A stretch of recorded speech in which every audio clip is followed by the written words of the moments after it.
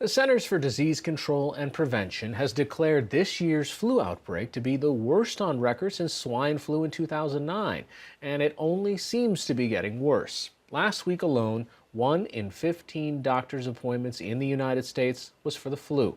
This week, 7 children died of the flu, bringing the total for this season to 37 children.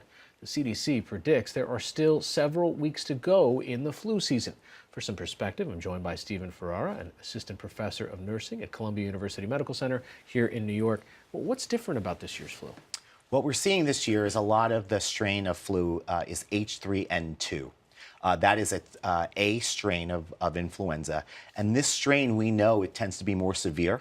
Well, earlier this year, we heard that there was a low level of efficacy based on something that was happening in Australia. Clear that up for us. Yeah. So a report came out of Australia that the effectiveness of the vaccine was about 10%. Now, we don't have final numbers. We don't even have preliminary numbers here in the United States yet. What we believe our best guesstimate is about 30%, somewhere about 30% effectiveness, which by all means is still not perfect, but better than what is being reported down in Australia. Are there benefits, even if you get the vaccine and then you get the flu after it? Yes. What studies have shown is that those who do get the virus after getting vaccinated tend to not have a severe illness.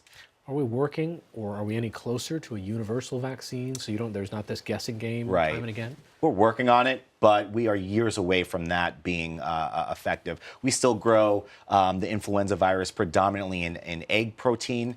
What's advantageous about that is that we're able to produce a lot of vaccine. In fact, this year, 151 million doses have shipped. One of the things that we don't recognize very often is that the number of people who actually die of influenza every year. I mean, just a few years ago when it was pretty bad, 56,000 people died in that year. Yeah.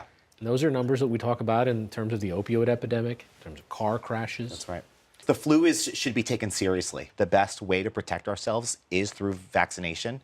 And really, it's not too late to get the influenza vaccine right now. And that year, there was also, I read, 710,000 hospitalizations. So it progresses pretty quickly. If you feel like you are getting these symptoms, what's the best thing you can do? Are there medications that you can take once you're in the middle of it? There are antiviral medications that are available today that help to reduce the severity of the flu and the duration of it. Now, this isn't necessarily recommended for everyone, but it's recommended for those who would most likely develop severe complications from the flu. So those over 65, the young, those who have diabetes or heart disease should definitely get those antiviral medications. And what's most important is that the earlier, the better.